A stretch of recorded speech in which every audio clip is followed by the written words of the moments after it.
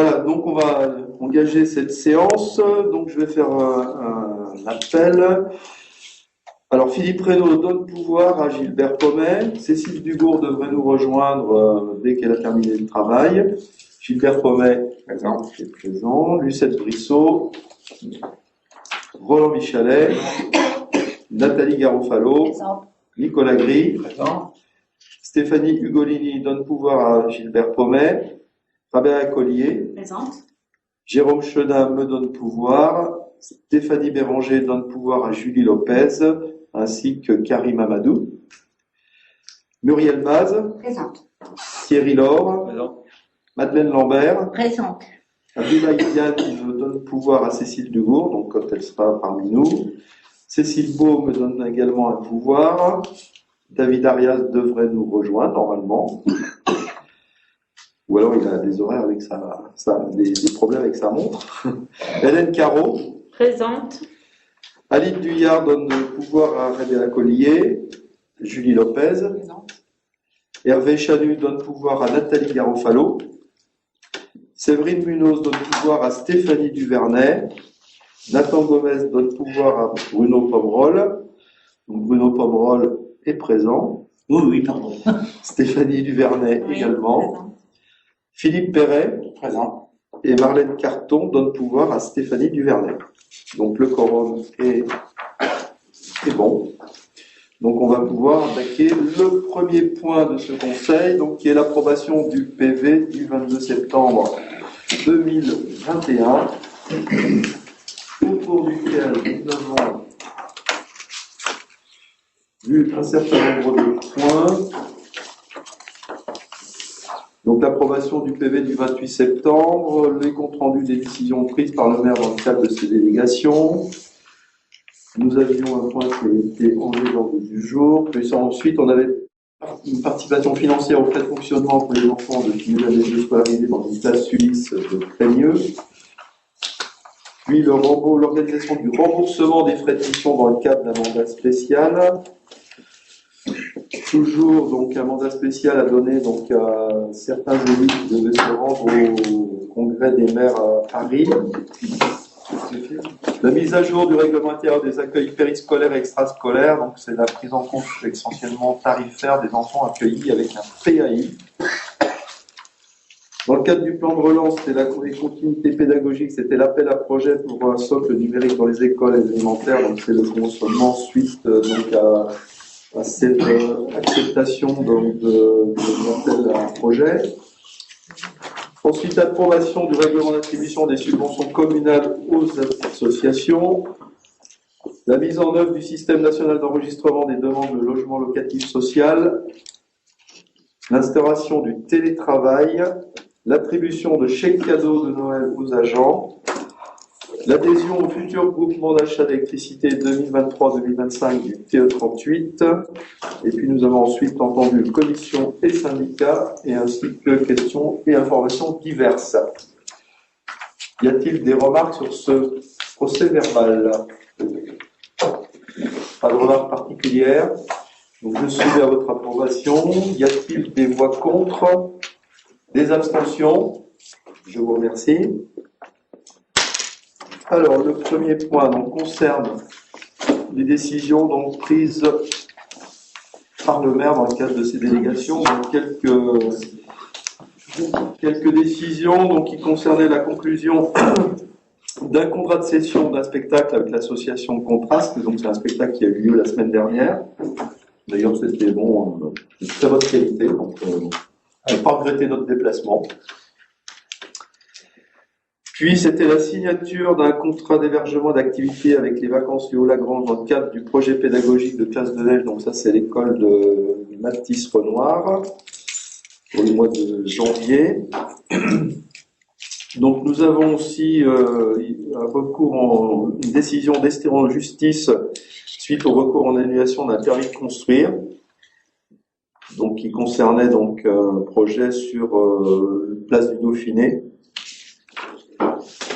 Est-ce qu'il y a des remarques ou des points sur ces trois décisions? Rien de particulier. Donc voilà, donc ça c'est pas soumis au vote. Hein, donc s'il n'y a pas de point évoqué là-dessus, on va passer au point suivant, qui est la désignation du coordonnateur du communal du recensement de la population et fixation des rémunérations de l'équipe de recensement.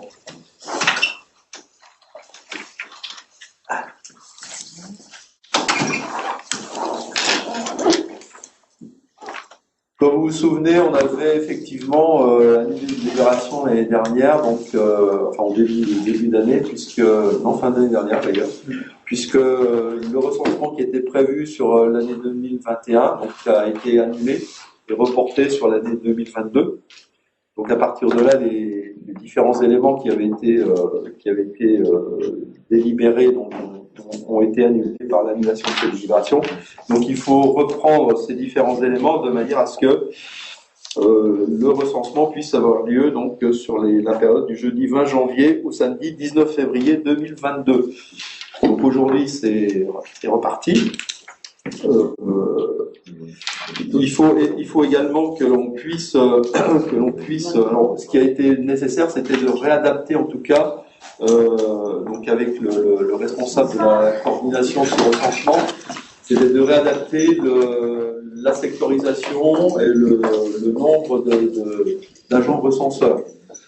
Donc ce travail a été réalisé parce que le travail en fait, qui avait déjà débuté donc en 2020 en fait a quasiment été repris tout de suite parce qu'il y avait des éléments qui avaient déjà été engagés en 2020 donc on a pu reprendre tout de suite à un endroit où il n'y a pas eu besoin de reprendre depuis le début. Donc les éléments qui étaient déjà actés ont juste demandé d'être précisés et d'être vérifiés si c'était toujours d'actualité, ce qui était fait. Parce qu'aujourd'hui, le début du recensement, c'est quasiment demain. Quand on est sur le 20 janvier, c'est quasiment demain avec les fêtes de fin d'année. Donc il faut qu'on puisse avoir ces agents recenseurs et qu'ils soient formés pour pouvoir effectivement débuter la collecte dès la date prévue. Donc voilà, donc aujourd'hui on va travailler, donc il y a besoin d'un coordinateur qui va prendre en fait en charge toute cette opération de recensement. Donc c'est une opération qui est quand même assez fastidieuse, c'est un gros travail, à la fois en amont, mais aussi après en aval, puisque tous ces résultats de collecte, c'est pas seulement le fait d'avoir recensé par Internet, parce que ça ne sera pas le cas de forcément tous les habitants qui passeront par ce biais-là. Mais en tout cas, il y a ce travail, il va être étalé depuis quasiment, sur une période de quasiment 4-5 mois, voire 6 mois. Donc le travail continue, le coordonnateur continue à travailler même après la collecte, continue à travailler avec le responsable territorial. Donc voilà, c'est pas juste sur le temps, le mois de collecte. Donc là, on a un poste de coordinateur donc qui à temps plein, c'est un poste à temps plein, donc avec une rémunération forfaitaire qui est de 3 700 €. Aujourd'hui, on ne connaît pas quelle va être l'application donc de l'État sur cette collecte. On a une rétribution de l'État qui nous revient, mais on ne connaît pas encore le montant. Donc un poste de coordinateur pour un forfait de 3 700 €, donc en principe qu'on payera en deux parties, donc pour moitié fin janvier, pour l'autre moitié à la fin de la mission. Et puis ensuite, donc il a fallu recruter aussi des agents recenseurs, donc on en a recruté 15, sachant qu'aujourd'hui la commune a été divisée en 18 secteurs, donc il y a des agents recenseurs qui feront peut-être 2 secteurs parce que ce sont des secteurs plus petits. Voilà. Donc on a 15 agents recenseurs qui vont être en tout cas opérationnels normalement le 20 janvier. Ils auront des temps de formation d'ici là. Et puis eux par contre, alors au niveau des rémunérations, donc ça fonctionne de la manière suivante, puisqu'on aura 4 € net par adresse postale, c'est-à-dire par boîte à lettres. Et puis donc la participation aux séances de formation qui sera indemnisée à hauteur de 50 € net par demi-journée. Et puis les agents recenseurs percevront 50 € net pour les frais kilométriques, sachant que les agents recenseurs affectés au secteur 1, 7, 9, 11 et 13, eux ne percevront pas d'indemnité parce que c'est des secteurs très, très concentrés et qu'on peut faire à pied. Hein. Donc il n'y aura pas de frais kilométriques pour ces agents-là. Ça correspond sans doute au centre-bourg, hein, où l'habitat est plus concentré. Voilà. Est-ce qu'il y a des questions sur ce sujet? Est-ce qu'il y a des critères pour le recrutement de tous ces gens-là? Alors il y a effectivement, là, on est reparti déjà avec les agents, une grosse majorité des agents qui avaient déjà été désignés lors de la précédente session, donc pour 2021, mais ceux-là n'ont pas effectué, donc on les a recontactés et quasiment tous ont reconduit leur volonté de faire ce travail de collecte. Voilà. Donc on n'a pas eu vraiment à chercher. C'est pas réservé à un demandeur d'emploi ou des choses comme ça, non? Non. Il n'y a que les élus qui ne peuvent pas participer à cette collecte. Et donc c'est une demande de postulation pour ce poste? Oui. D'accord.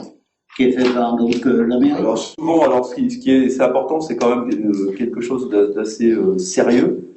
Donc il faut quand même que ce soit des gens qui soient sérieux, qui soient capables, qui fassent bien effectivement cette démarche de collecte. C'est bien d'aller et pas qu'on se retrouve comme certains quand on a des distributions de certains produits. Je pense aux dernières élections régionales où on retrouve à certains endroits dans une poubelle le stock de documents. Quoi. Oui, parce que les gens ils rentrent quand même chez les gens. Oui, alors là ça va être un petit peu modifié parce que en fait il y aurait une première. Alors aujourd'hui on sait qu'il y a beaucoup de gens qui font leur déclaration d'impôt par Internet, voire aussi qui font d'autres démarches de cette façon-là. Donc on sait pertinemment qu'il y a quand même une grosse part de la population qui fait des démarches par Internet. Donc on va dans un premier temps, donc dans les 2 premiers jours de la collecte, ça va être surtout un document qui va être mis dans les boîtes à lettres, qui va demander aux gens effectivement de passer par le biais d'Internet. Hein. Et donc à partir de là, quelques temps après, alors j'ai plus en tête le délai, en tout cas le coordinateur lui va recevoir à chaque fois qu'un habitant aura fait sa déclaration par Internet, il va recevoir un récépissé qui va lui indiquer que la personne a fait sa déclaration par Internet. Et puis donc à partir de là, il pourra retourner, donc cette fois-ci de manière physique, revoir les personnes qui n'auraient pas fait leur déclaration par Internet et donc peut-être aider pour certaines personnes, les aider dans la rédaction du document ou leur demander s'ils ont un souci particulier par rapport à ça. Quoi. Donc voilà, donc, ça se fait en plusieurs temps. Hein. Et il y aura quand même, en tout cas, ils font déjà un repérage dans un premier temps de leur secteur des boîtes à lettres. Donc ils auront un listing avec toutes les boîtes à lettres qui sont répertoriées. Et peut-être qu'ils vont en trouver certaines qui ne sont pas répertoriées. Ça peut arriver.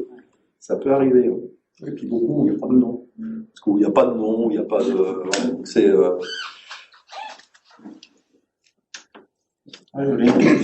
Je voulais savoir, est-ce qu'il y a une communication de prévue pour les habitants? Bien sûr. Parce qu'en fait, à chaque fois, il y a des là qui abusent des personnes âgées, même des personnes tout court.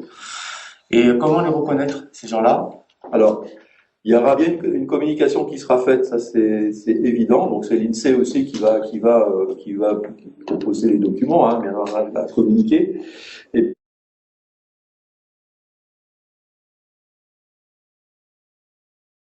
PJ.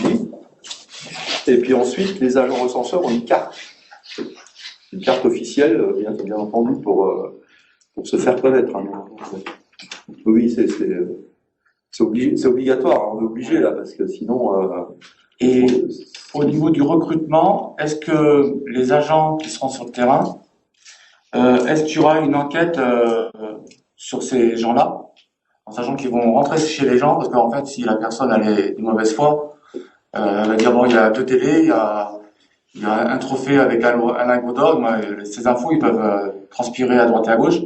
Est-ce qu'il y a une enquête sur ces gens-là, en fait? Normalement, elles sont soumises à devoir confidentialité. Hein, oui, normalement, ouais. Ici, normalement. Et puis, de fait de ce que j'expliquais auparavant, en fait, les agents recenseurs ne vont peut-être pas avoir besoin d'aller d'être en contact directement avec tous les, tous les habitants, hein, puisque ceux qui auront fait leur déclaration par Internet, il n'y aura pas de rencontre physique, hein, dans ce cas-là. Voilà, donc c'est uniquement, effectivement, sur les personnes qui n'auraient pas dans le délai que bon, je sais plus quel est ce délai, qui n'auraient pas fait leur déclaration. Donc à ce moment-là, l'agent recenseur, lui, ira à la rencontre des gens pour essayer de comprendre pourquoi ils ne font pas la déclaration, quoi. Et donc éventuellement leur apporter une aide à ce moment-là. Ouais, alors il y a un truc qui m'échappe, c'est les gens qui auront fait leur déclaration par Internet et les gens qui seront sur le terrain, qui ont 4 euros par boîte aux lettres. Ils sont pas censés savoir qu'ils ont fait leur déclaration sur. Ils le sauront parce que ici le sauront. Si, parce que l'INSEE enverra un récépissé de déclaration en fait, au coordonnateur. Donc on saura qui a fait la déclaration par Internet. Ok.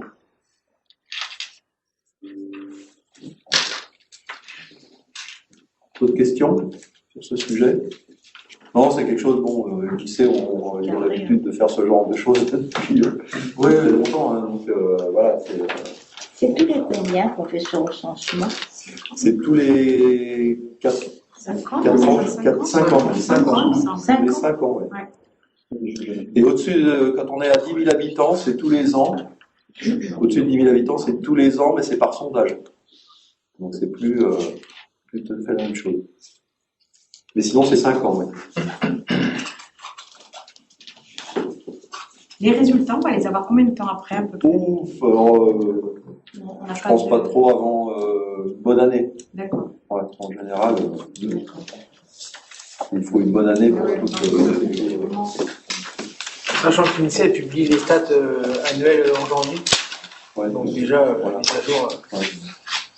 Après, ils font des prospectives, hein, ils font des évaluations. On a chaque année, nous, en fait, quand on reçoit, je crois que les derniers chiffres qu'on a, l'INSEE, ils doivent être évalués sur 2018, je crois. Ouais, c'est ça. Donc, en fait, en 2018, il n'y a pas eu de recensement. Hein, et après, ils font une évaluation intermédiaire, mais qui est ensuite validée par un recensement officiel. D'accord.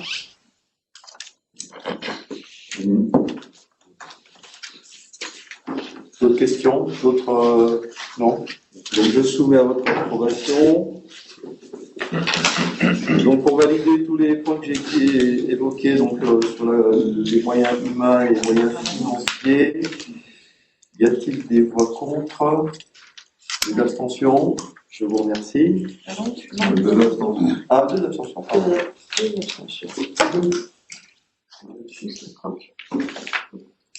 C'est indiscret de vous demander quelle est la raison de votre abstention. C'est indiscret de vous demander l'explication sur votre abstention. C'est un petit peu personnel. D'accord.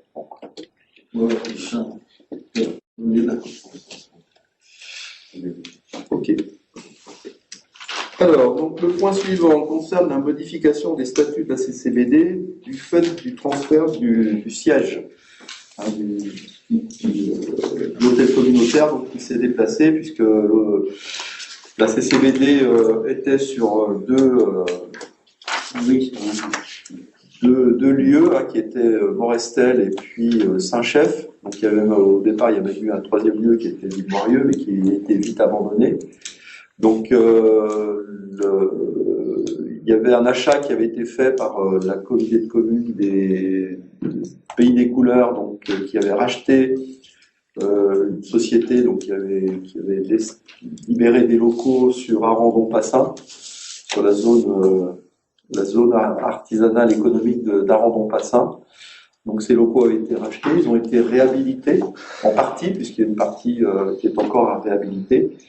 Et donc pour pouvoir accueillir donc en un seul lieu tous les agents sur ce lieu-là. Donc c'est cette nouvelle adresse, donc, ce qui fait qu'on la CCBD est obligée de modifier les statuts du fait du changement d'adresse du siège. Et donc nous on avait 3 mois éventuellement pour sachant que si on n'avait pas délibéré sur la validité de ce choix, c'était de fait un accord de principe. Donc, on préfère aussi prendre des délibérations dans ce cas-là, c'est plus intéressant pour la structure qui demande effectivement à ce que les conseils municipaux délibèrent. Donc voilà, donc la nouvelle adresse, c'est donc, je ne me trompe pas, c'est 100 allée des Charmilles, donc à Aron-Montpassin. Voilà. Est-ce qu'il y a des questions? Pas de questions sur ce point. Et bien donc, pour approuver donc cette modification statutaire et donc prendre en compte la nouvelle adresse du siège de la communauté de communes des Balcons du Dauphiné, y a-t-il des voix contre? Des abstentions? Je vous remercie. Le point suivant donc, concerne la désignation des représentants du conseil municipal au conseil d'administration du collège Philippe Cousteau. Donc ça, c'est le code de l'éducation qui impose effectivement donc, les conseils d'administration suivant l'établissement, qu'il s'agisse de collège ou lycée professionnel, donc, et suivant sa taille. Donc, doit avoir un conseil d'administration donc qui est constitué de telle manière. Donc voilà, donc c'est pour par exemple un collège, c'est un tiers des représentants des collectivités territoriales, des représentants de l'administration d'établissement, des personnalités qualifiées et éventuellement donc qui représentent souvent le monde économique et donc des organisations représentatives des salariés et des employeurs. Donc en principe c'est à parité ça. Et pour un tiers des représentants élus du personnel de l'établissement, et pour un tiers des représentants élus des parents d'élèves et élèves. Donc, il y a des élèves qui siègent au conseil d'administration. Voilà. Donc, nous concernant, nous, en tant que collectivité locale, et en particulier donc, en tant que commune, nous avons à désigner donc, pour le conseil d'administration du collège Philippe Cousteau, donc 2 titulaires et 2 suppléants. Voilà. Donc on a des candidats au niveau de la liste majoritaire. Donc comme titulaire, donc on aurait Stéphanie Ugolini et Stéphanie Béranger. Et en suppléant, Nathalie Garofalo et Rabea Collier. Est-ce que éventuellement la liste minoritaire aurait des propositions à faire dans ce sens-là? Bon, qui veut dire qu'il faudrait qu'on engage un vote après. On n'en a pas parlé. Vous n'avez pas parlé? Ça t'intéresse? Oui, parce que c'est. Qui c'est qui est dans la commission? Logiquement, officiellement, c'est C'est Marlène. Marlène, voilà, la fille de ministre. Et c'est Nathan qui est en place. Ils n'ont rien dit, je sais pas. Non. Bon. Alors, je soumets à votre approbation. Il y a des questions sur ce sujet? Pas de questions. Donc, je soumets à votre approbation donc pour désigner comme titulaire donc au conseil d'administration du collège Philippe Cousteau, Stéphanie Ugolini et Stéphanie Béranger, et comme suppléant Nathalie Garofalo et Rabea Collier. Y a-t-il des voix contre? Des abstentions? Je vous remercie. Prochaine CA, c'est le 25. Le 25. Prochaine CA, c'est le 25. Peut-être. Non, c'est sûr. Donc voilà, donc le 25, donc on enverra, dès que le contrôle de l'égalité aura validé, on enverra au collège ces choses-là. Alors le point suivant, ça concerne toujours, si je ne me trompe pas, le collège. Non, c'est la classe de neige. C'est les conditions de participation des familles. Je vais laisser une petite Cécile. Oui, l'école Renoir a un projet pédagogique consistant en l'accueil de 3 classes avec les accompagnateurs au centre d'hébergement Les Rambins, situé au Poulme, à Rancurel, du 17 au 21 janvier 2020. C'est une classe de neige et le coût total du séjour est de 24 880,50 centimes euros, hors frais de transport. La commune entend soutenir financièrement les projets pédagogiques qui permettent d'offrir aux élèves des opportunités de découverte et d'apprentissage variées et qui leur favorisent leur ouverture sur le monde.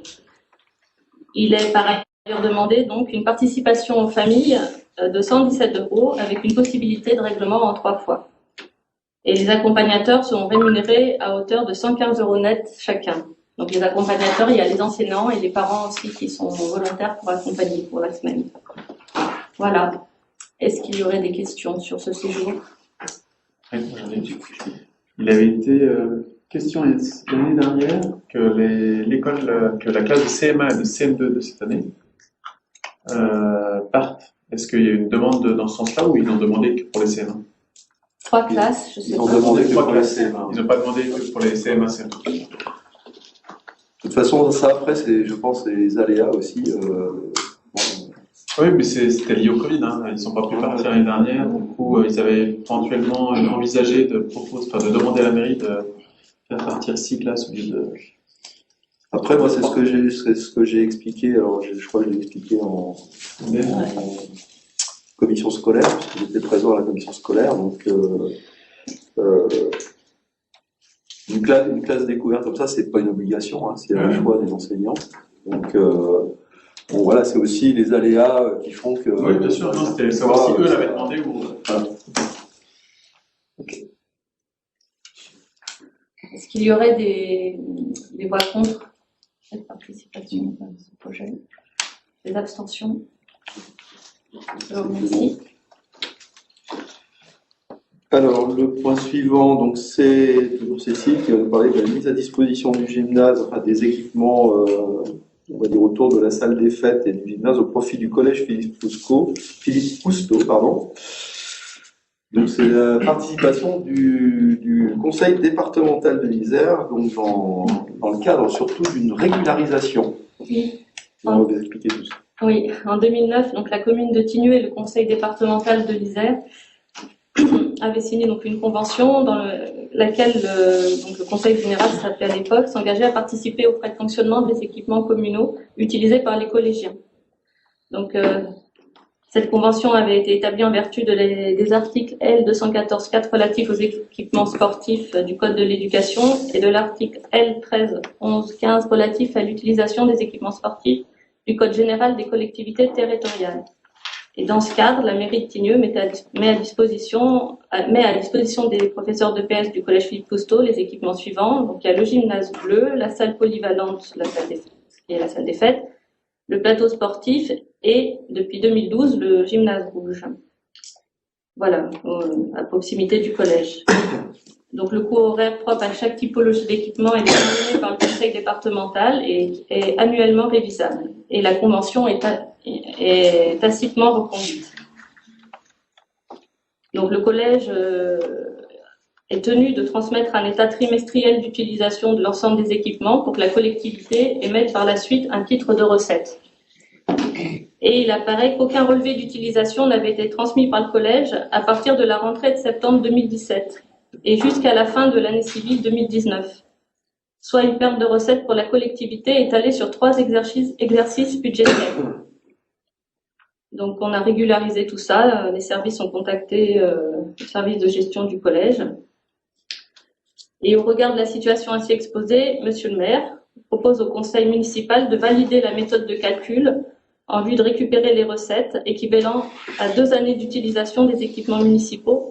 Alors, notre méthode, c'est on a pris tous les tarifs de 2012 à 2017, on a fait une moyenne et on pourrait donc récupérer la somme de 43 827 €. Voilà, c'est une boîte des sous. À titre juste indicatif, hein, les tarifications, c'est par exemple pour le gymnase, c'est 12,43 € de l'heure. Pour la salle polyvalente, c'est 7,09 €. Pour les terrains enrobés, donc le plateau sportif, c'est 3,72 €. Et éventuellement, les terrains engazonnés, ce serait 7,44 € par de l'heure. Donc, c'est des tarifs qui sont réactualisés chaque année. Est-ce que ça pourrait être demandé annuellement après? Oui, bien sûr, mais normalement, ça devrait être fait. Ça aurait dû être fait, mais... D'accord. Voilà. Et je pense qu'il y a eu aussi un raté au niveau de la gestion, au niveau du service gestionnaire du collège qui n'a pas retransmis. Puis donc on a un peu alerté l'année dernière, donc, puisque la gestionnaire a changé, c'est devenu un gestionnaire. Et donc on a alerté un petit peu sur ce sujet. Donc il a repris effectivement les prérogatives, parce que lui, il faut bien qu'il nous envoie le décompte des heures d'utilisation, quoi. C'est nous qui fixons les coûts horaires. C'est la même. Non, c'est le département. Sinon, on aurait mis 15 000. Enfin, Non, mais sinon, on aurait fait 10 000 à l'heure. tu crois que ça n'aurait pas été négocié? Si, s'il aurait bien eu cette idée. Il y a les piscines aussi, par exemple, pour les piscines, vous allez voir, je passe autour de 48 €, 48 € de l'heure, quoi. Ouais, pardon. C'est quand même c'est pas très cher. Mais ça fait combien d'années, là? Ça fait 3 ans.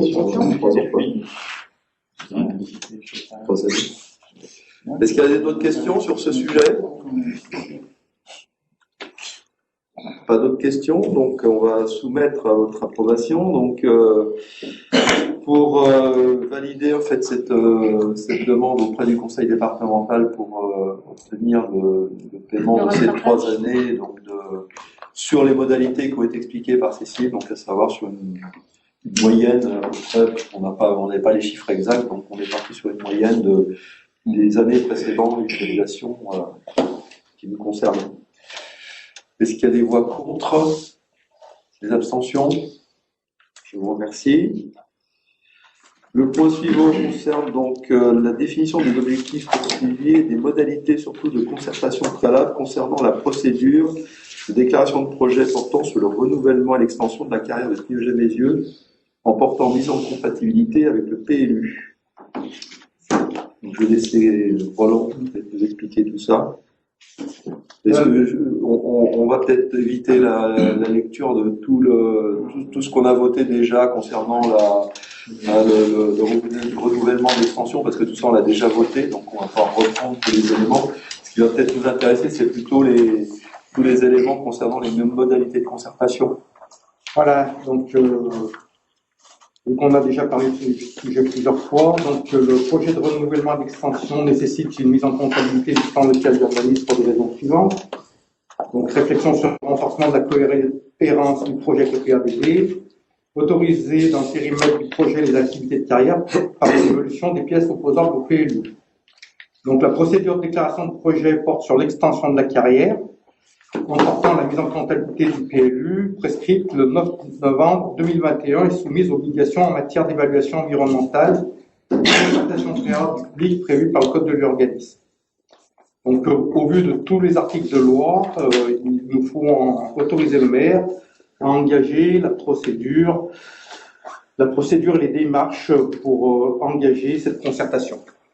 Alors, c'est surtout de fixer les modalités de concertation, hein, donc concertation du public, hein, parce que ça c'est une obligation qu'on a, donc jusqu'à ce que le projet soit arrêté et soumis à l'enquête publique de la façon suivante. Donc on est obligé de faire de la concertation, donc sur plusieurs points, donc par l'affichage de la présente délibération, celle qu'on va voter ce soir, donc pendant toute la durée des études nécessaires, par le dossier qui doit être disponible en mairie et sur le site internet de la commune, et par la mise à disposition du public en mairie aux heures et aux jours habituels d'ouverture d'un registre destiné à recueillir les observations et contributions de toute personne intéressée. Et puis enfin, de possibilité d'écrire au maire à l'adresse postale de la mairie et ou par courriel à l'adresse, donc on mettra dans la délibération, donc qui est l'adresse mail de la mairie, bien entendu. Donc voilà, à l'issue de cette concertation, donc moi je vous en présenterai le bilan en conseil municipal, donc qui délibérera à ce moment-là sur les différents éléments qui seront issus de cette concertation. Et donc alors bien entendu, comme vous le savez, on est dans une période un peu fluctuante au niveau en particulier des dispositions sanitaires, donc bien entendu toutes ces modalités elles pourront peut-être être adaptées en fonction de l'évolution des dispositions liées à la pandémie. Donc, ça sera des points qu'il faudra aussi qu'on prenne en compte. Et donc, cette délibération qu'on prendra ce soir donc, sera affichée en mairie durant 1 mois, avec la mention de cet affichage sera effectuée dans un journal diffusé dans le département. Donc, je pense que ce sera par l'intermédiaire du Dauphiné libéré. Et donc, cette publication fera l'objet d'un recueil des actes administratifs de la commune. Est-ce qu'il y a des questions sur en tout cas sur ces modalités à mettre en œuvre pour que cette concertation se passe dans les conditions, on va dire, légales? C'est pas une remarque sur la concertation, puisque justement c'est une concertation. D'ailleurs c'est pour ça que je voterai positivement. C'est plus sur le fait que faut bien penser qu'on est dans une logique normalement de réduire la consommation des matières premières et que l'extension de la carrière c'est pas un signe de modérer cette consommation des matières premières, même si on est sur de la roche et que c'est du minéral. Du coup, j'espère bien que dans le plan qu'a le Carrier, il y a aussi du réemploi avec en local les destructions, et je pense que je mettrai ma contribution à cette concertation pour que il y ait vraiment cet apport de fait, parce qu'on doit aussi pouvoir utiliser les ressources qu'on a déjà utilisées et les réutiliser. Voilà. Je pense que c'est. Alors, je peux apporter quelques éléments là sur cette chose-là, parce que justement quand on a préparé ce renouvellement de contrat, en fait, on nous a bien expliqué que il y aura une partie des terrains qui seront enlevés, mais ensuite l'avancement se fera au fur et à mesure, c'est-à-dire au fur et à mesure on avancera, on remettra et on rapportera aussi de l'amendement, etc. Immédiatement, tout de suite après, sur le réemploi, en tout cas des matériaux, des matériaux qui sont de la terre végétale, etc. Donc cette terre végétale, le fait qu'elle soit pas utilisée, donc peut perdre effectivement en efficacité, mais les amendements seront apportés, et surtout il y aura une vérification qui sera faite par les services de l'agriculture, hein, de la chambre d'agriculture, qui bien entendu enverra des personnes pour vérifier la teneur de tous les éléments nutritifs nécessaires pour une terre agricole. Donc c'est vraiment fait au fur et à mesure. Il y a pas, on ne décape pas la totalité du terrain en une seule fois. C'est fait au fur et à mesure. Une première partie qui est enlevée, mais après c'est à la fois ouvert à l'utilisation, donc à l'extraction des minéraux à ce moment-là, et on rebouche au fur et à mesure. Voilà. À terme, ils doivent être rendus pour l'agriculture. Bien sûr, oui. Puis l'extension est prévue aussi parce que la partie utilisée arrive à bout de souffle, en fait, je crois aussi. C'est ça. Oui, mais moi je suis pas contre le fait qu'elle ait un bout de souffle, c'est juste que je dis qu'on a construit plein de choses et qu'on détruit aussi des choses et qu'on doit être capable de pouvoir les réutiliser. Quand on fait la déconstruction maintenant, on arrive à séparer les matières. Enfin, je veux dire, il y a des. C'est comme pour les directives européennes sur les voitures. Elles ont toute une recyclabilité à avoir. Quand on déconstruit des bâtiments, on doit pouvoir utiliser les matériaux qu'on a déjà utilisés. Et c'est faux. Donc là, je dis juste que c'est fait, mais ça coûte plus cher que d'acheter de la matière première vierge. Voilà, c'est ça. Une grosse partie de ces matériaux, justement, sont remis en sous-sol. Oui, mais c'est pas du réemploi. Ça, c'est de l'enfouissement. Non, mais ça vient remplacer le sable qui est extrait, hein, donc il faut. Oui, mais je veux juste que vous preniez bien conscience que c'est pas du réemploi. On bouche un trou avec un déchet. En général, c'est des déchets inertes, hein, donc. Complètement. Je crois que j'ai la.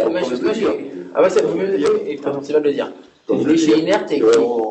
On entend pas mal de choses sur justement l'enfouissement des déchets en ce moment, donc ce sera très clair que dans ce cas-là, c'est vraiment des déchets inertes. Ça s'appelle un décharge de classe 3. Voilà. Donc, les services de la Chambre d'agriculture suivent de très très près ces dispositions-là. Alors, pour vous rassurer un petit peu, donc on avait la personne sur cette réunion, la personne qui représentait la Chambre de l'agriculture, donc connaissait donc le travail fait par les carriers, donc qui vont proposer ça. Donc, disait que c'était des gens sérieux qui travaillaient vraiment dans le sens de garantie environnementale, et donc ensuite à partir de là de vraiment restituer donc à l'agriculture une terre qui soit une terre cultivable dans les mêmes conditions que celles qui ont été laissées par l'agriculteur à ce moment-là. Donc il était plutôt confiant, mais bien entendu, la confiance n'exclut pas Le contrôle. le contrôle. Voilà. C'est de qui ça? Je sais pas, mais j'utilise souvent au travail. Lénine. C'est Lénine. Voilà.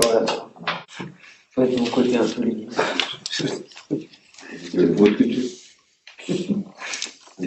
Est-ce qu'il y a d'autres remarques ou questions sur ce sujet? Pas d'autres questions? Alors, donc pour mettre en place effectivement ces différentes modalités de concertation et puis m'autoriser à signer toutes les pièces nécessaires à l'exécution de ces différents actes, est-ce qu'il y a des voix contre, des abstentions? Je vous remercie. Le point suivant concerne le budget. Je vais laisser la parole à Cécile puisqu'il s'agit de la décision modificative numéro 3 du budget principal. Donc, le Conseil doit se prononcer donc, sur le projet de décision modificative numéro 3 qui porte sur des mouvements de crédit de chapitre à chapitre. Donc, dans la section de fonctionnement, les crédits en dépenses pour un montant de 183 980 € sont inscrits pour prendre en compte des besoins structurels sur des charges générales et permettre la prise en charge d'une facture d'assainissement ancienne qu'il nous faut régulariser. Donc l'équilibre est trouvé en prélevant 183 980 dans le chapitre 022 qui correspond à la cagnotte des dépenses imprévues. Pour la section investissement, l'inscription de crédit à hauteur de 56 540 €. Là, pour prendre en charge tout d'abord des reprogrammations impérieuses ou venant en complément de projets déjà engagés.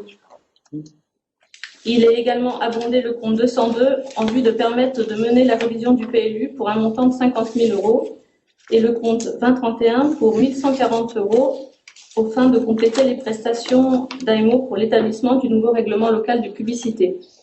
Je vais expliquer un peu après avec mes mots. L'équilibre est trouvé en prélevant 50 000 € dans le chapitre 020 qui correspond aux dépenses imprévues dans la section investissement et 6 540 € au chapitre 21 immobilisation corporelle.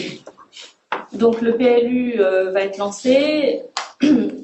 On n'avait pas inscrit tout de suite en début d'année de somme sur le compte parce qu'on ne savait pas la position de la CCBD par rapport au PLU. Il y avait un projet de PLUI, tout ça, donc on attendait de voir. Donc on sait qu'on va devoir nous financer notre PLU. Et je veux expliquer ça mieux. Ouais, c'est bon, c'est clair. Donc on le fait. Donc on avait prévu dans les dépenses imprévues dès le départ qu'on allait prendre cet argent là-dedans. Ensuite, il y a la petite somme de 6 540 €. En fait, on a pris de l'argent dans une case pour le mettre dans une autre. Il y a une dépense qui ne sera pas faite et on va l'utiliser pour des petites dépenses dont on a besoin, qui correspondent par exemple à des panneaux de rue, à l'achat de 2 armoires froides dans les salles qui sont louées par les gens. Voilà. En gros, c'est ça. Est-ce que vous avez des questions? Sachant que tous ces éléments-là ont été présentés en commission finance, donc il n'y a pas eu de remarques particulières par rapport à les modalités de cette décision modificative. Pas de questions, pas de remarques, on soumet à votre approbation. Donc pour valider cette décision et approuver cette décision modificative numéro 3 au budget de la commune, telle qu'elle a été présentée, est-ce qu'il y a des oppositions, des abstentions? Je vous remercie. Je vais continuer à laisser la parole à Cécile, puisqu'elle va nous parler du remboursement des inscriptions annuelles à l'UNICE pour les saisons 2019, 2020, 2021, donc suite à la pandémie Covid-19. Voilà, bon, on a déjà pris ce genre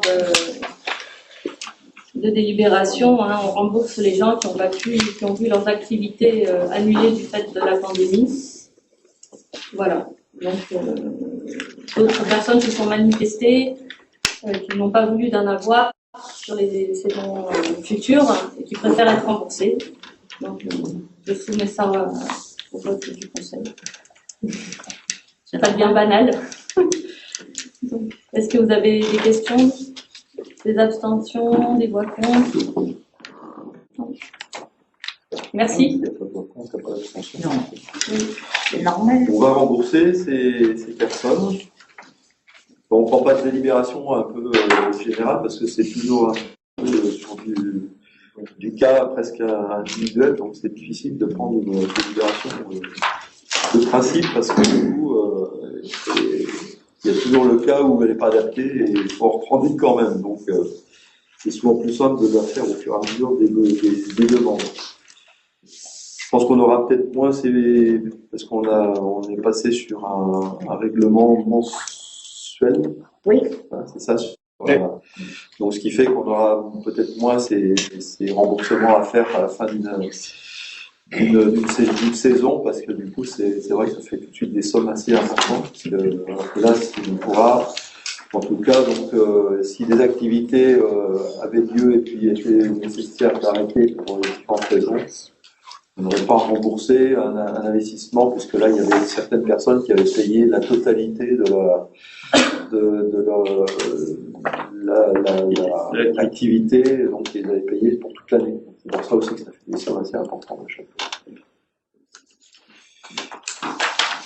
Voilà, je pense qu'on a fait le tour des points, donc on va pouvoir laisser la parole aux commissions et syndicats. Qu'est-ce qui se lance? Il y a des... Commission David. démocratie locale. Donc, on a les conseils des quartiers qui ont été lancés depuis un petit moment, septembre. On a fait 2 conseils par quartier depuis septembre. Donc, on a eu un en fin septembre et un là qui sont passés ces dernières semaines. Pendant 7 dernières semaines, déjà. On a des petits couacs par-ci par-là, mais qu'on va corriger. On a une commission lundi, la commission démocratie locale, donc on va pouvoir corriger les petits couacs et la communication. Et puis voilà, il n'y a rien de grave, hein, juste des petits couacs sur l'envoi de mails, sur des convocations, sur des trucs comme ça. Il y a eu quand même des choses qui ont déjà été faites, notamment pour les illuminations. On a donc lancé le concours des maisons les plus illuminées et les plus originales avec 2 lots par quartier. Donc, un lot pour la maison la plus illuminée, un lot pour la maison la plus originale par quartier. Une valeur de 75 € chacun. Il y a des flyers qui ont été édités et qui sont en cours de distribution dans les boîtes aux lettres sur l'ensemble de la commune par les membres des conseils des quartiers. Et puis la deuxième chose qui a été lancée, ce sont des tours de quartier à pied ou en vélo pour regarder les éléments de sécurité routière et de connexion et de piétons, vélos, voitures. Donc là, la Plaine, c'est dimanche matin. On fait un tour de quartier de la Plaine, c'est très très vaste la Plaine, sûrement deux fois. Le Gambo a été fait un samedi matin et Centre-Bourg a été fait un samedi matin et on a une date prévue pour Jamais-Yeux, je ne sais plus quand. Samedi matin, demain matin, c'est les flyers. Ouais, mais on a une autre date prévue pour Jamais-Yeux pour le faire. Voilà. Et donc, des comptes rendus illustrés avec des photos seront édités avec des propositions d'amélioration.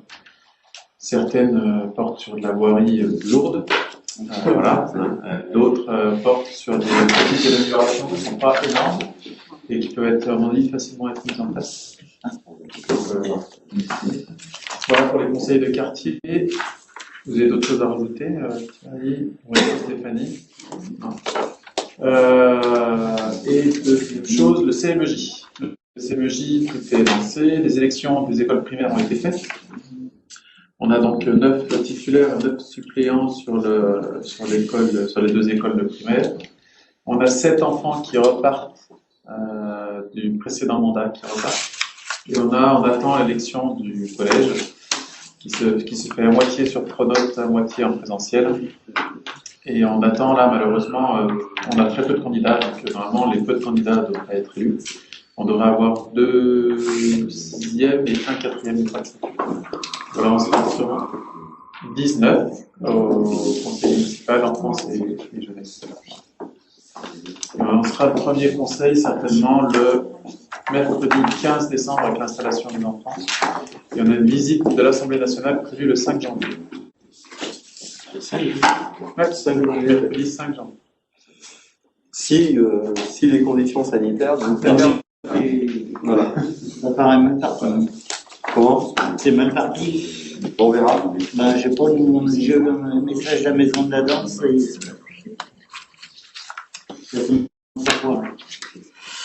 Bah, sinon, on attendra celui qui sera le ou la nouvelle députée pour, Oui, bien sûr. pour la solliciter, Ah, mais ou c'est le bien. solliciter pour qu'il visite si jamais elle n'avait pas à faire celle-ci.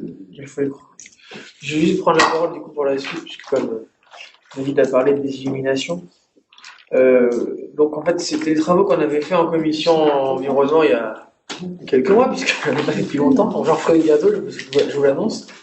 En fait, on avait dit qu'on allait changer la façon de mettre en place les illuminations, dans la mesure où ça ne satisfaisait pas forcément les gens, donc du coup on a fait une autre façon de faire, c'est-à-dire qu'on a concentré les points lumineux à certains endroits de la commune, qui sont les entrées de commune, et qui sont sur les ronds-points.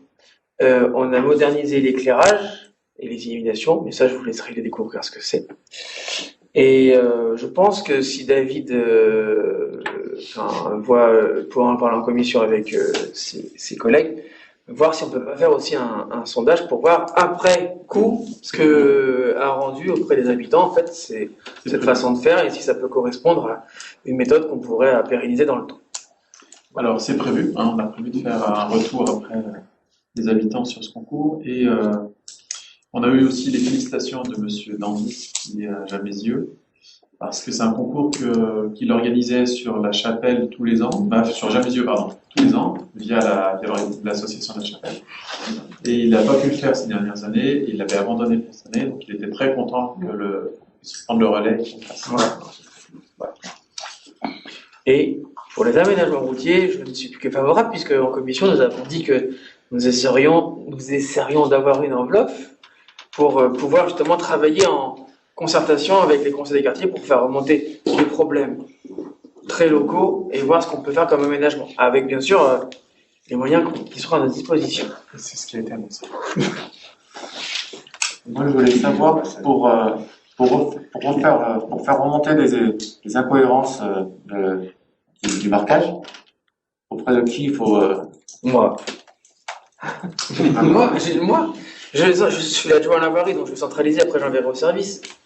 Mais comme ça, je centralise et puis on voit. On peut même aller faire... Oui, honnêtement, j'ai fait le tour avec un habitant la semaine dernière, il m'a montré des problématiques de marquage au sol. Je l'ai refait avec un autre habitant il y a 2 semaines, voilà, enfin, donc oui. Ok, d'accord. Allez. Après, je centralise tout et je note et si ça peut être corrigé immédiatement, on corrige immédiatement. Si ça doit être fait lors d'une campagne de marquage, on fait ça dans la campagne de marquage. D'accord. Voilà. Il faudra nous le dire pour qu'on puisse, parce qu'on a cette problématique dans tous les conseils des quartiers. Donc, on va essayer de coordonner là. Dans la commission, quand on fait le tour du quartier, on a relevé les endroits où on a des incohérences de marquage. Donc dans les comptes rendus, on les aura. Pareil, et on a bien aussi annoncé, dans tous les conseils des quartiers, on a annoncé 2 choses, c'est que effectivement les gros travaux de voirie, on prend en compte les demandes et on ne pourrait pas accéder à tout. Hein, voilà, si on pouvait tout faire d'un seul coup, ce serait top, mais on ne peut pas. Et puis on a effectivement dit qu'on avait 2 sessions, je crois qu'on a dû dire ça, 2 sessions de marquage par an. À peu près, ouais. Et donc que c'est important de faire remonter et qu'on a géré à chaque fois ces 2 sessions de marquage. Ça, on va essayer d'avancer. Parfait, on s'est bien travaillé. D'autres commissions? Oui, juste, Jérôme n'est pas là, mais donc il m'a fait part du fait qu'il avait rencontré les associations donc mardi pour leur présenter les nouvelles modalités par rapport aux subventions. Donc globalement, ça a été plutôt bien accueilli. Il n'y a pas eu de refus ni de questions particulières. Voilà, donc les dossiers devraient normalement être déposés au maximum le 15 décembre. Voilà. Très bien, merci. Gilbert? Oui, j'ai rencontré les pages, c'est certainement de MAB. Ouais, ça, c'est ça, voilà. C'est à côté de la Tour du Pin. dans le cadre du PCS, plan communal de sauvegarde. Donc, ils peuvent donc nous mettre à disposition un stagiaire. Ils pourront nous mettre un stagiaire. Donc voilà, donc on est en train de regarder pour faire la fiche poste et puis le contrat. Donc ça serait prendre un stagiaire éventuel. On n'est encore pas sûr, parce qu'il faut le trouver. Il y aura des candidatures certainement à faire. Un stagiaire pour 5 ou 6 mois pour travailler en 2022 pour justement mise à jour du PCS et faire surtout une simulation conformément à ce que la préfecture attend et le CISO également. Voilà, donc c'est encore de montage. J'invite nos services à contacter les universités et notamment les masters qui ont des masters gestion des risques, dont je pense que les étudiants auront une certaine appétence à répondre à ce genre de sujet. Alors, oui, mais en même temps, c'est très réglementé, alors qu'ils vont solliciter, je crois que c'est Chambéry, Grenoble, Lyon et Montpellier. Donc voilà, ils se mettent en relation avec l'IRMON, l'Institut des risques majeurs, qui est à Grenoble. Voilà. Ils sont très compétents. Lucette avait assisté aussi à une formation avec moi-même, et je trouvais que c'était vraiment de très grande qualité. Deuxième chose, on a trouvé une AMO pour la vidéoprotection, donc nous avons retenu Technoman, donc Monsieur Bordelier de la société Technoman, qui est à Écully. Et donc la première rencontre s'est déroulée ici, la rencontre avec cette entreprise. Et donc le travail va débuter début décembre, on va commencer à travailler là-dessus. Pour voir ce qui est possible d'être fait avec les services techniques, l'informaticien, la police municipale et puis tous les membres justement de la commission de sécurité qui se gère ce dossier. Pour compléter, on a déjà fait un repérage de toute la commune sur chaque lieu éventuel d'implantation des caméras pour voir une possibilité de raccordement et du coup le positionnement éventuel des caméras si ça correspondrait. Déjà tout le travail de terrain a été fait. Ouais. Enfin, juste une visite. Voilà, la visite de terrain, disons que la visite de terrain. Du boulot et de l'argent. Vous avez été peut-être aussi signalé, vous avez entendu parler de château d'eau qui se vidangeait. Une fuite au château d'eau. Alors, il faut savoir que c'est... c'est pas une fuite. C'est tous les 3 ans, il y a un nettoyage complet du château d'eau, de la cuve. Et donc, c'est organisé. Avant, c'était le syndicat des eaux qui le fait. Maintenant, ça va être une société de désinfection. Et donc, il y a 1000 mètres cubes. 1000 mètres cubes. Ça fait quelques litres, voilà. Le souci qu'il y a eu, c'est qu'il y a un tabouret qui a un arbre à proximité, ce qu'on appelle les queues de rodin. Il y a des racines qui sont entrées dedans. Ils ont plus ou moins obstrué la vidange, on va dire comme ça. Et donc, 1000 mètres cubes, vous vous rendez bien compte que ça pousse. Et ça débordait un peu dans le chemin, beaucoup même, on va dire comme ça. Et c'est allé creuser le chemin des cochers. Voilà. Mais bon, la régie des eaux est informée. Ils devraient le faire, enfin, je pense qu'ils devraient le faire, mais bon, là, on maîtrise pas forcément les employés, ni la entreprise qui va emboucher tout ça. Qu'est-ce qu'on pouvait dire d'autre? Vous avez dû voir aussi dans la cour de la mairie, des barrières, comme quoi il y a des arbres qui vont tomber. Depuis aujourd'hui. Et c'est vrai qu'il va tomber. En fait, c'est notre spécialiste des arbres qui nous a alerté tout à l'heure. Il nous a dit il y a un arbre, le platane, je crois que c'est le premier, il me semble. Il est en train de se fendre en deux. Quand je dis fendu, c'est fendu. Et donc la solution, vous la connaissez, c'est forcément l'abattage. Ça se recolle pas un arbre. C'est ni avec la cyanolite, ni de la colle. Ce qui est malheureux, mais c'est comme ça. On ne peut pas sembler dans ce cas-là, non, il n'y a pas des... Non, parce qu'il est en fait, parce que c'est peut-être pas Gilbert, c'est qu'en fait, c'est bien de le dire, c'est que, à mon avis, c'est pas le premier qui va être abattu, parce qu'il y en a qui sont malades. Ouais. Comme la même maladie qu'il y a eu sur le canal du Midi. Ouais. Et donc, je pense que ça fragilise, ça fragilise vachement les arbres. Peut-être que les deux phénomènes sont liés. Mais donc je ne pense pas que ce soit le premier, et malheureusement, là il faudra vraiment réfléchir à comment on replante, si on replante, parce que du coup on est sur un sol qui est un peu minéral, donc faut qu'on retravaille tout ça. Qui va être abattu, c'est ça? Ouais.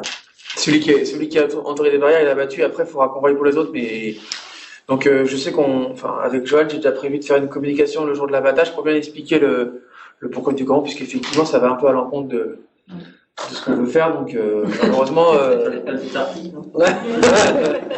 c'est ça. On paye une guirlande pour les illuminations. Ouais, du coup on perd un poteau, ouais. Mais non, mais Il va falloir en planter un plus. bah ouais, c'est ça. Non, mais moi c'est un pour deux.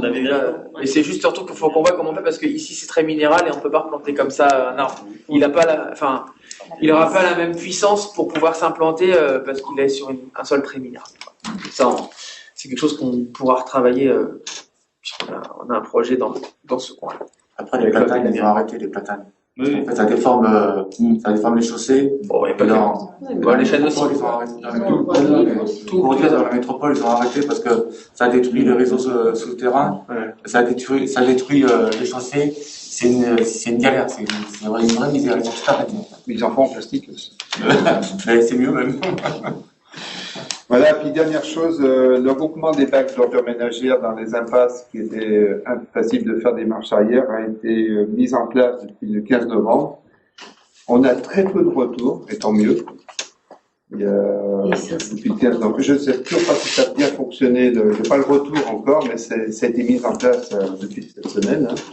Donc je ne sais pas si ça a J'ai vu des bacs d'eau dernière nuit qui ont changé de place, oui, effectivement. Ouais.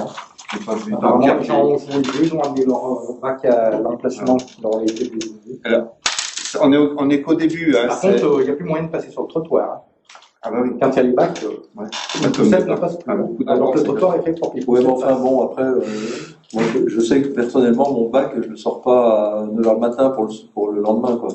Je le sors le soir pour le lendemain. Oui. Donc, les poussettes sont quand même moins fréquentes à 9h en pleine journée, quoi. Nous, le camion, il passe après que les gens soient partis à l'école. Ah oui, il passe plutôt comme ça. Parce que le camion passe tard, en fait, la poubelle est récupérée que le soir. Parce que moi, il doit passer à 4h du matin.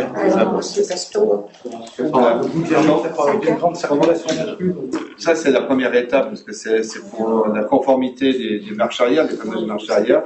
Mais plus tard, on va certainement informer aussi la population. Ce qu'on va essayer de lancer, c'est de se regrouper entre voisins, de mettre à un endroit, peut-être 2-3 voisins, voir ce qui est plus pratique.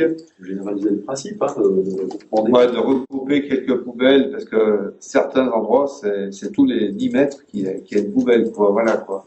Eux, ça multiplie la consommation des véhicules, mais ça multiplie les allers-retours, quoi. Voilà. Donc, si on peut, dans des quartiers, si on peut regrouper 4-5 maisons. Voilà. Donc, c'est une idée. Je vous répète qu'on passe au 1er janvier, donc on passe de 90 000 à 140 000 habitants. Donc, c'est un boulot qui est en train de se mettre en place. Enfin, c'est bien avancé déjà. Nous avons acheté des camions. Ça coûte très cher un camion. Moi, je suis toujours un peu épaté. Les camions diesel? Ouais, ça coûte cher un camion poubelle. 300 000 euros. Parce qu'il y a de plus en plus d'électronique. En fait, avant, il y a 10 ans, ça coûtait 150 000 euros. Ouais. Et en fait, il y a tellement d'électronique embarquée maintenant dedans que ça fait exploser le coût du véhicule. Ouais. Et c'est des camions à énergie diesel? Énergie diesel ou alors ça peut être autre chose. Alors, moi j'ai demandé parce qu'il faut savoir que je ne sais pas si ça a été abordé ici, mais c'est que l'usine du Citom de nos réserves, donc l'incinérateur, va construire une station hydrogène, enfin produire de l'hydrogène. Et donc il va alimenter justement, parce que l'hydrogène comme ça, faut pas compter d'acheter un camion hydrogène. Hein. Alors là, c'est pas 300 fois plus cher. C'est 3 fois plus cher un camion, un camion. Hein. Donc c'est mélangé avec un autre produit, on va dire comme ça, pour faire ça, mais il y a un équipement spécial quand même. Et l'idée, c'est de les faire travailler là-dessus. Alors les camions, il y en a qui sont achetés, d'autres qui sont loués. Mais ça demandera toujours une modification de matériel quand même. Mais je trouve que c'est déjà pas mal de ce qu'on appelle l'énergie faciale de transformer en hydrogène. Oui, bien sûr. Ouais. Je vous expliquerai ça plus tard. Voilà, j'ai fini. D'autres syndicats, commission non plus. Information. Le CCAS du 22 septembre avait pris la décision de ne pas faire le goûter des anciens pour la distribution des colis qui aurait dû avoir lieu le 11 décembre. Du fait qu'on sentait que la pandémie allait repartir, donc on a pris une bonne décision. Donc les habitants viendront chercher leurs colis ici jeudi 2, vendredi 3 et samedi matin 4 décembre dans le centre. Et ceux qui ne pourront pas venir, il y aura un portage à domicile comme ça. Et on essaiera à ce moment-là de décaler cette rencontre avec les anciens dès que les conditions sanitaires nous le permettront, donc peut-être plus au printemps. À ce moment-là, on fera une petite dérogation exceptionnellement pour cette fois-ci de faire une rencontre avec nos anciens En plein air. de manière à ce qu'ils puissent vraiment profiter, parce que là, comme c'est parti, je pense qu'en décembre, on a bien fait peut-être de pas trop y aller, parce que là, c'est aujourd'hui, si vous avez écouté, c'est port des masques obligatoire en intérieur, hein, donc, sur les manifestations, donc c'est compliqué. Hein.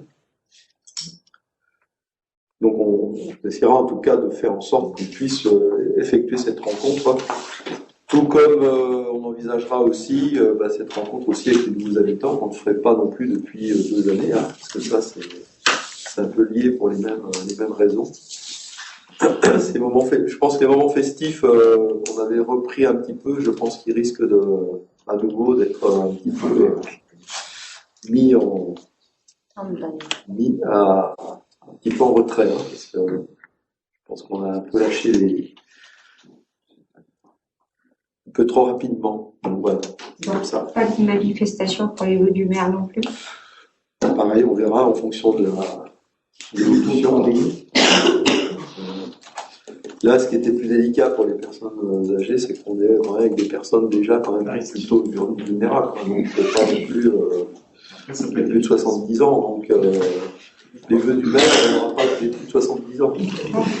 Mais bon, on n'est pas encore là. Pour l'instant, on maintient, on analysera au fur et à mesure de l'évolution des événements. Hein. Les plus de 70 ans, ils ne sont quand même pas vieux. Mais ils sont considérés quand même À partir de 65 ans. À partir de 65 ans. Ce qu'il faut savoir quand même, catalogué quand même. Il faut savoir que s'il y avait des vœux, de passe obligatoire, il sera demandé oui, bien sûr. obligatoirement. Bien sûr. Donc c'est une sacrée logistique à mettre en place. Hein. C'est pas juste. Ça aujourd'hui, on sait faire. Le contrôle du pass, c'est pas. Non, c'est pas ça. Le pass, c'est pas le plus difficile. C'est pas le plus compliqué. Non, mais il faudra là où à travailler, c'est sûr. Le pass, c'est bas. Les anciens, ils sont aussi. C'est compliqué à organiser. Un contrôle de passe. On l'a fait pour le forum des assos. Il y aura plus de monde au vœu, mais franchement, ça va. Hein. Si on est juste, il faut juste les contrôleurs et que ça bip super ça bip bien. Hein. Oui, ça Il faut voir le verre à moitié plein. Ah ouais, non. Par contre, moi, je voulais juste revenir sur Roland. Du coup, tu auras besoin d'aide pour la distribution? Moi, je vais vous faire un mail. Ouais. Oui, bien sûr, il y aura besoin d'aide pour la distribution des colis. Je vais vous solliciter. Pour 2 Merci. jours. 3 jours. Je sais pas là. Jeudi, vendredi, samedi, je crois. Ouais. La salle de bain, c'est ça. Oui, c'est ici. Jeudi, vendredi, c'est toute la journée. D'autres points. Alors moi, s'il n'y a pas d'autres points, je vais rapidement en évoquer quelques-uns. Travaux de la rue de Bourgoin en particulier. Donc là, on va arriver sur une phase un peu complexe. On l'est déjà un peu là avec le fait qu'on est à proximité du carrefour, mais il y aura encore plus de complexité quand on va être sur le carrefour, parce que du coup, à un moment donné, pour faire la jonction du refoulement qui, lui, part quasiment de l'autre côté du carrefour, donc il y aura sans doute un temps où ça va être très compliqué.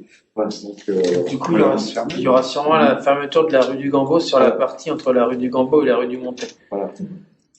Pour éviter qu'il y ait trop de flux de circulation, les gens passeront par la rue du Montet pour pouvoir aller au Gambo. Ceux qui viennent du Gambo, ils passeront. Et s'ils veulent aller sortir pour aller vers le sud, donc vers Bourgoin, ils passeront par chemin de Divignon ou au chemin des Marais pour partir. Le bordel. C'est juste la partie. On est sur la partie est de la commune. Pendant combien de temps à peu près? Le raccordement, ils ont dit que ça prendrait une semaine à peu près. Et c'est à partir de quand ça? Ça, il faut pas avoir. Comme ils doivent vous prévenir une semaine avant le besoin. Et on communique comment avec les habitants là-dessus? On fait tout ce qu'on peut faire. Panneau. Panneaux lumineux, Facebook. Tout ce qui est usagers qui sont directement concernés. Enfin, pas usagers, les habitants qui gendarmes. sont ils auront accès. pas usagers, habitants qui sont directement impactés. Les riverains, ils sont Les riverains, par exemple, il y a un chantier, donc il sera prévenu, parce qu'il y a un chantier juste derrière l'agence Sublimo, là. Et donc là, il faut le prévenir, parce que lui, ça peut être embêtant pour sa livraison de camions, de matériel. De toute façon, pour l'instant, ils sont plutôt en arrêt. Mais c'est plutôt calme. Mais oui, enfin, tu sais, comme, juste la semaine. Après, il y a quelques... Ça serait de la pizza. il y a la longueur qui fait qu'on peut avoir beaucoup de choses qui arrivent en même temps, donc je préfère que... On demandera au promoteur éventuellement de décaler son... Il a pu attendre jusqu'à maintenant pour reprendre. Il attendra là une semaine de plus. L'autre point, donc, en restant un petit peu sur le Covid, donc on a, même après les vacances d'automne, on a eu à nouveau des classes fermées pour cause Covid. Je crois qu'on en a eu 3 depuis la reprise. Il y a eu une à la plaine. 4 même. Une à la plaine et 3 donc 4. Voilà, donc on continue donc à être quand même impacté au niveau des classes. Alors à savoir quand même que puisque les enfants sont testés quand même après, donc en fait à chaque fois on n'a pas il n'y a pas 28 cas à chaque fois qu'on a fermé une classe. Il y en avait peut-être 1 ou 2 éventuellement, mais sur la totalité je crois que ça représentait moins d'une vingtaine d'enfants qui étaient positifs. Donc, sur la totalité des classes qui ont fermé depuis le mois de septembre. Donc la pandémie descend également chez les maternelles. Oui, ce sont les enfants maternels qui vont attraper. Autre point, donc ça c'est fait. Alors on a eu un petit courrier un peu surprise la semaine dernière, donc au niveau de la préfecture. Qui nous demandait, donc qui nous invitait à une réunion. Bien entendu, comme c'est aujourd'hui très compliqué de faire des visioconférences, donc on invite directement les gens à la préfecture, donc on ne peut pas faire ces types de réunions par visio. Donc 16h à Grenoble, c'est très pratique. Je sens beaucoup d'ironie dans ces ça, c'était pour faciliter l'échange. Voilà. Mais Grenoble, c'est au centre de l'Isère, c'est connu. Il savait qu'il allait avoir besoin de spontanéité immédiate. Je pense qu'il s'était préparé. Alors le pourquoi de cette réunion, c'est qu'en fait, on nous proposait que nos agents, alors ça, à savoir que par exemple sur le territoire des Balcons du Dauphiné, il y avait 3 communes qui étaient concernées. Il y avait les Asnières, il y avait Morestel et Tilleux. Donc pour que les agents, donc ça veut dire que sur la totalité du territoire, donc il fallait que ces 3 communes-là s'occupent de mettre sous pli les documents pour les élections présidentielles et législatives. Voilà. Donc on a dit on va quand même prendre des informations. Moi sur le principe déjà au départ j'étais pas pour parce que je pense que c'est pas de notre sort de s'occuper de ce genre de choses. On a autre chose à faire. On a quand même pris le temps de dire on va quand même aller aux informations parce que peut-être que les rémunérations peuvent peut-être être alléchantes pour les agents. Par contre, les agents, là, on savait très bien, les explications qui étaient données, c'est qu'ils avaient travaillé quasiment toute la nuit pendant plusieurs jours pour pouvoir mettre sous pli tous les documents pour les élections, puisque bien, on ne mettait pas sous pli que les documents pour qu'il n'y ait jamais yeux. Oui, c'est-à-dire que c'était au moins pour une dizaine, une douzaine, une quinzaine de communes. Donc voilà, donc c'était... Donc moi je pense que c'est pas intéressant, donc on va faire un courrier, sauf si vous me dites non, il faut absolument pour les que les agents. présidentielles, ils ont pris des intérimaires. Oui, mais apparemment là, M. Darmanin a décidé que ça serait en régie, donc c'est la préfecture qui va se charger si les communes déclinent. Et je crois que c'était la majorité à peu près donc bien sûr c'était une levée de bouclier des communes, donc très peu de communes étaient partants pour faire ce genre de tâches.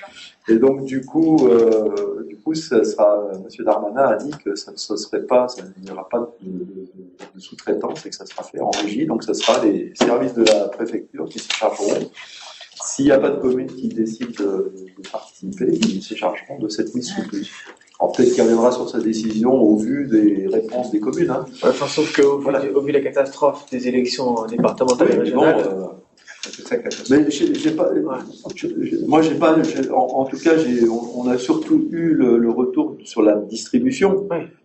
Sur la mise sous pli, on n'a pas eu trop d'informations, savoir si elle avait été faite correctement ou pas. C'était surtout la distribution qui avait posé problème. Je sais que dans ma société, on a mis beaucoup d'intérimaires et c'était pas une question de moyens, il y avait eu un problème d'organisation. Donc, d'organisation, ils n'avaient pas les documents en temps et en heure pour que les intérimaires puissent faire Donc après, les intérimaires étaient appelés jour, nuit et tout ça pour rattraper le retard. Et à un moment donné, si ils n'ont pas la ressource, ils ne peuvent pas. Là, tu parles de la distribution ou de la mise sous pli? En fait, les intérimaires, ils récupéraient, ils triaient les documents, ils mettaient dans des enveloppes. Mais il n'y avait pas les ressources au départ, qui sont arrivées après. Donc après, au bout d'un moment, le temps, il se rattrape pas. Voilà, donc ma foi, peut-être qu'ils reviendront sur leur décision. Enfin, moi, en tout cas, je vais faire une réponse donc à la préfecture en disant que le petit Javézieux ne participera pas à la mise sous pli des documents concernant les élections présidentielles et les élections législatives. Voilà, le dernier point que je voulais aborder, ça concerne le 11 novembre, donc qui était quand même une manifestation, donc ça faisait du bien que de retrouver sur une une commémoration, donc autant de monde. Donc on avait aussi beaucoup d'enfants qui ont été présents, donc beaucoup de parents. Donc voilà, c'était quand même quelque chose de très très bien. Donc on espère seulement que ce ne sera pas juste un feu de paille et que les prochaines, on pourra aussi les faire dans les mêmes conditions. Voilà. En tout cas, je remercie tous ceux qui étaient présents de leur présence. Est-ce qu'il y a d'autres sujets que vous souhaitez aborder? Non. Donc, je vais vous faire une lecture rapide du calendrier.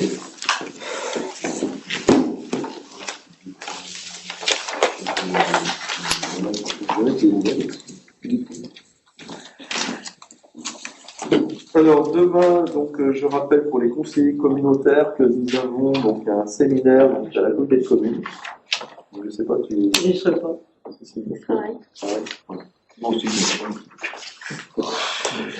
Qu'il y a les saucissons briochés de Courir à Jamézieux, donc à l'Etra, et la matinée cochonaille des fervents de la boule à Jamézieux.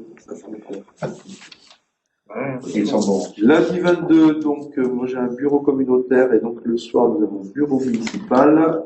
Le mardi 23. Le 22, il y a aussi la commission démocratie locale. Oui. Après on se dire qu'à 20h. À 20h00, c'est ça? Ça. On partira peut-être même 5 minutes avant pour pouvoir qu'on puisse aller avant d'aller. S'il vous plaît. On sera déjà là. Le mardi 23, c'est commission d'urbanisme. Le jeudi 25, nous avons un conseil communautaire. Le mercredi 24, il y a commission éducation à 18h30. Voilà. Il y a un temps convivial à l'MJC, le mardi 23. Temps convivial. C'est quoi ça? C'est ce que ça veut dire quoi ça? Je m'inscris, faut s'inscrire. Enfin, c'est un moment pour expliquer ce qu'ils ont fait, ce qu'ils ont fait toute l'année. Le vendredi 26, donc il y a le concert du Téléthon au Triolet, je crois que c'est à partir de 19h. Le samedi 27, nous avons une première invitation à la Sainte-Barbe, avec les pompiers de Pont-de-Cherruy. Je crois qu'il y a un mariage le matin et je crois qu'il y en a 2 l'après-midi. Et il y a normalement la Sainte-Catherine le soir, mais c'est un format très réduit puisque la même chose, il n'y aura pas de repas prévu, après. Il y a des trucs à emporter. Voilà, c'est des choses à emporter. Ouais. Et il y a une messe pour ceux qui souhaiteraient aller à la messe. Le lundi 29, nous avons un bureau municipal. Le mercredi 1er décembre, donc une collecte de sang. Et donc, à partir du vendredi 3, samedi 4 et dimanche 5, donc il y a à la fois les tournois sportifs du Téléthon et ainsi que les animations du Téléthon et la nuit du BAD, donc sur le week-end du 4-5. Il y a également une vente de sapins sous les écoles. Et puis donc il y a l'association Radio Rêve qui organise donc une soirée gospel à 20h30 le 4 décembre donc au Triolet et le 5 décembre à 15h donc toujours au Triolet. Il y a 2 sessions parce que ce sont des artistes qui sont toujours très appréciés, les gospels, donc ils sont en 2 fois. C'est ce qu'on a reçu dans la boîte aux lettres, je pense. Peut-être. Ils seront aussi en concert à 17h à Crémieux, le gospel. C'est pour le 18, ça. Non. Voilà. On va donner déjà des informations de Signeux. C'est au Triolet, c'est le samedi 4 décembre à 20h30 et le 5 c'est à 15h. Ouais. Média Rêve, voilà. Ensuite, que je ne trompe pas, donc on est sur décembre, j'ai déjà dit tout ça, donc je suis sur le lundi 6. Ah, j'ai oublié, donc je rappelle aussi donc le 2, le 3 et le 4, donc il y a la distribution des colis pour les anciens. J'ai oublié aussi, le jeudi 2, j'ai une conférence des maires, donc je sais plus quel sera le sujet, la thématique. Lundi 6, j'ai un bureau communautaire, il y a un bureau municipal le soir. Le mardi 7, donc commission d'urbanisme. Le jeudi 9, donc un CCAS à 18h30. Le vendredi 10, nous avons le lancement du copil d'agrément pour le centre social, donc c'est le début du travail pour renouveler l'agrément centre social auprès de la CAF. Le vendredi 10, toujours à 18h30, nous avons la projection du film sur le cross, donc à la salle des fêtes. Et il y a l'AG de la cabane aux moustiques aussi, donc je ne sais pas si quelqu'un pourrait éventuellement y aller, parce que du coup, moi je ne pourrais pas y aller. À quelle heure Je crois que c'est à 18h aussi, on confirmera. Pour annoncer la dissolution de l'association. Oui, oui. Il m'en a parlé, quoi. Le samedi 11, donc il y a le concert, donc Mister Matt, 20h, donc Triolet. Le lundi 13, donc nous avons un bureau municipal. Le 12, il y a l'arbre de Noël, dessous des écoles. Le dimanche.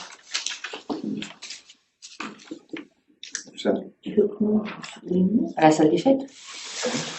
C'est un bien.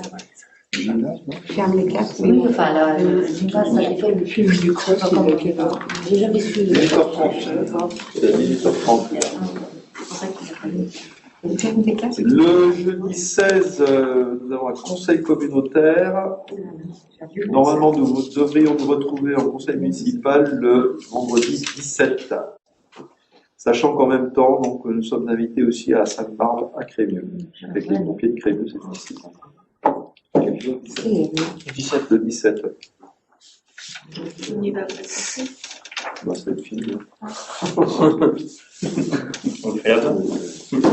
Tu vas arriver juste pour faire très bien ça. En vision.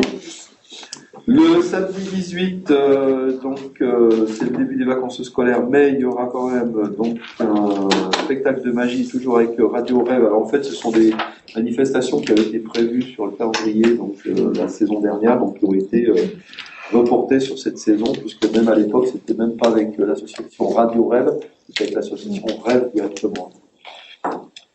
Et puis, alors 15h30 c'est la magie, à 20h30 c'est de l'hypnose. Ouais,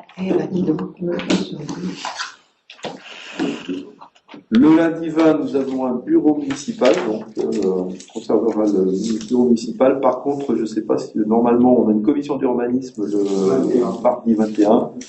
Donc moi je verrai si, je ne sais pas au niveau des disponibilités, je ne sais pas si je serai disponible. Normalement je devrais être là, mais bon, ça sera confirmé. Par contre, je vous annonce d'ores et déjà que nous n'aurons pas de bureau municipal le 28-27.